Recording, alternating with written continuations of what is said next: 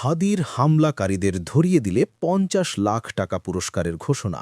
ইনকিলাব মঞ্চের মুখপাত্র ও ঢাকা ৮ আসনের সম্ভাব্য স্বাতন্ত্র্য প্রার্থী শরীফ ওসমান হাদির ওপর হামলাকারীদের জড়িতকে ধরিয়ে দিতে পারলে ৫০ লাখ টাকা পুরস্কার দেওয়া হবে বলে জানিয়েছেন স্বরাষ্ট্র উপদেষ্টা লেফটেন্যান্ট জেনারেল অবসর মোহাম্মদ জাহাঙ্গীর আলম চৌধুরী।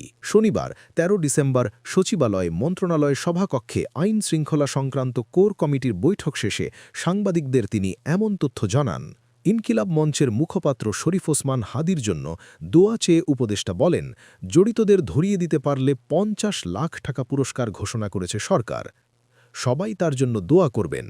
সবার দোয়ায় তিনি আমাদের মধ্যে আবার ফিরে আসতে পারবেন। তিনি বলেন, আসামি ধরার প্রক্রিয়া চলমান আছে। আশা করছি সবার সহযোগিতায় খুব তাড়াতাড়ি তাকে ধরতে পারব। তিনি আরও বলেন, জুলাই গণ অভ্যুত্থানের সম্মুখ সারির যোদ্ধাদের নিরাপত্তা নিশ্চিতে বদ্ধপরিকর। সরকারের পক্ষ থেকে তাদের নিরাপত্তায় বিশেষ নিরাপত্তা ব্যবস্থা নেওয়া হচ্ছে।